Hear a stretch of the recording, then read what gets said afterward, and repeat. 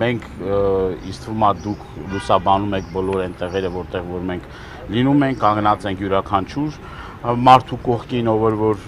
այս բռնաճնշումների զոհադառում կանգնած ենք հայ առաքելական սուրբ եկեղեցու կողքին, այսինքն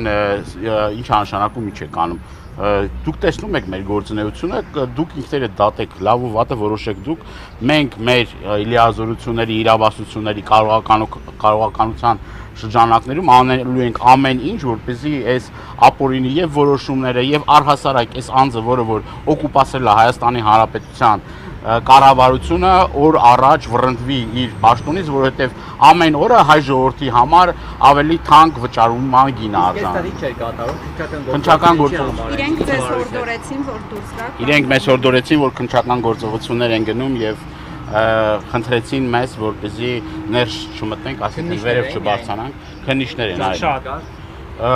Ամենայն դեպս առաջի հարգից մեզ չեն թողել, որ բարձրանանք վերև, առաջի հարգում մի քանի քննիչներ կային։ Չասացին ինչ գործի շրջանակներում են։ Ախր այդ ձեր ցավը տանեն, պարզ չի ինչ գործի շրջանակներում։ Քննչական կոմիտեն չի։ Հայ առաքելական սուրբ եկեղեցուն աջակցություն հայտնելու շրջանակներում քննչական գործողություններ են կատարվում։ Այդ գործողությունն է կատարվում, ինչ գործողություն է կատարվում։ Հենց հարցեր եք տալիս։ Խր ամեն ինչ ավելի քան պարզ է։ Ասում եմ մայր աթոր սուրբ Էջմիածնի սատարման գործում գործ է բացվել, հատուկ գործ է բացվել սատարման գործով։ Ով որ սատարում է, գալիս են իր մոտ, ով որ սատարում է, գալիս են իրանց հիմնարկները։ Հետո կսատարեն, մի հատ մեկին ասեք, որ մի հատ փորձ անի իր կողմնակիցներից, ասի սատարում ենք մայրաթոր սուրբ Էջմիածնին, հաստատ իրանց հետևից էլ կգնան։ Երկու հոգի ինչ որ բան արեցին, չէ՞, ՔՊ-ից անհամաձայնություն հայտնեցին։ SMS-ը գնաց, ուրա Հովիկ Աղազարյանն ու Հակոբ Ասլանյանը չկա։ Ձեր շարքերը Ինչ տեխնացու։ Վարչապետի Վարչապետի գիտեք իրանց մասով առաջարկ եղել է, մենք մեր տեսակետը հայտնել ենք, ասել ենք, մնացածը արդեն թող գործընթացները կգնանք կհասկանանք իշա։ Գիտեք, որ մի քանի այսօր ամսի 2-ն է, չէ՞, թե չեմ սխալվում։ Ամսի 4-ին էլ ուրեմն հայտարարված էր, որ իր աջակցություն Սամվել Կարապետյանի պիտի հավաք տեղի ունենա, այս մարդիկ սարսափում են։ Մարդը երբ որ ուզում է, որ ինչ որ մի հատ բողոք հայտնի, անհամաձայնություն հայտնի, միանգամից սկսում այս ռեպրեսիաների շղթան, ամեն ինչ ավելի քան պարզ է։ Սա կարող է խանգարել կողմնակիցներին չեղարկել։ Ես կարծում եմ այն մարդկանց, որոնք որ պայքարի պատրաստ են, իրենց ոչ մի բան չի խանգարել։ Ոչ բռնաճնշումները, ոչ ապօրինությունները, ոչ այդ շինչու քերական գործերը չեն խանգարող պայքարող մարդուն, որ պայքարի։ Այն չպայքարողները կան 1000 մի հատ պատճառ բռնեն չպայքարելու համար։ Պարոն Դանիելյան, այսօր ազգային ժողովում առաջին ընթերցմամբ ընդունվեց ԵՑ պետականացնելու մասին ծրագիրը, սա իրենից ինչ վտանգներ կարող է ենթադրել այս շրջանում։ Սա խայտառակ մի օրինագիծ են, բայց օրինագիծ չէ, սա խլելու նույն բոլշևիզմի բնորոշ ուրեմն բնորոշ մի ձև է,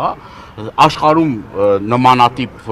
բան դեռ ես չգիտեմ եղել է թե չէ, գիտեմ որ պետականացման գործընթաց եղել է երկու պետությունում, սա էլի բռնապետական իշխանությունների բնորոշ վարքագիծ է։ Հեծը ուրեմն այս տարիների ընթացքում բավական լուրջ ներդրումներ ա արել, սակագնի հետ հարցով որևէ խնդիր չկա, որովհետև այս ընթացքում, այս 10 տարիների ընթացքում, որ հեծի սեփականատերն է Սամվել Կարապետյանը, ընդամենը 4.5 դրամ է ավելացել, այդ էլ հեծի բաժինը չի։ Դա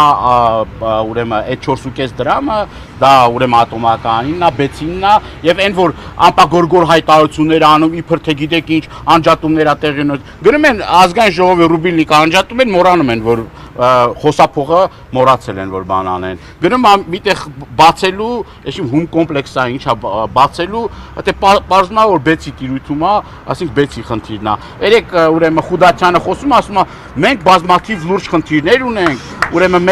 մեր ուրեմն ծրագրերը իրականացնելու գրաֆիկից հետ են գնում, որովհետև մեր մոտ թալանում են, մեր մոտ բան են անում, ասում է, ուրեմն կոռուպցիան շատ է, ասում է, շինարարները լավ չեն աշխատում։ Այսինքն տեսեք ինչ ասում, ասում է բեցը որ պետության տիրույթում է, անարդյունավետ է կառավարում, 1000 հետ պատճառ է բռնում, որ անարդյունավետ է կառավարում։ Իսկ կոնկրետ հեծը որ այս տարիների ընթացքում նորմալ կառավարում է գնացել, բարձր կլինեն դժգոհություններ, իդեպ ես ձեզ ուզում եմ ասել, հիշեցնել, որ ես էլ օրինակ բազմաթիվ դիմումներ եմ ուղարկել, որտեղ որ ասենք քաղաքացու գույքը վնասվել է, այդ բոլորի հարցով ինձ պատասխան են ուղարկել, որ իրանց փոխհատուցումը տրվել է, այսինքն թե Մեսրոպյանը, թե դրանից առաջ Բաղրամյանը հեծում խնդիր չեն հայտնաբերել։ 2024 թվականի եզրակացության մեջ ամեն ինչ համարել են իդեալական։ Հենց սատարում է եղել Մարիա Թորսուրբ Էջմիածնին, պարզվել է, որ հեծը լավ չի աշխատում։ Այդ ամեն ինչ այնքան ակնհայտ ու այնքան պարզ է, որ ու հետո մի բան էլ ասեմ ձեզ։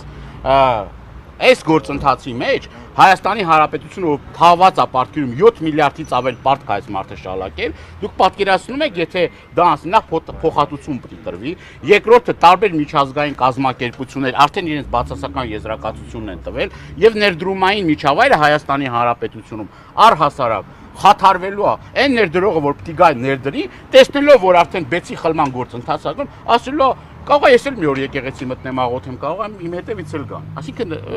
ամեն ինչ ավելի քան պարզ է, հասկանալի է, բռնաճնշում է, տերոր է, ինքն էլ փորձում է այս ամեն ինչով ինչ որ նաև իր ներսում ցույց տա, որ ես ուժեղ տղա եմ, բան եմ, բայց սա խեղկատակություն է, էլի բառից բուն իմաստով։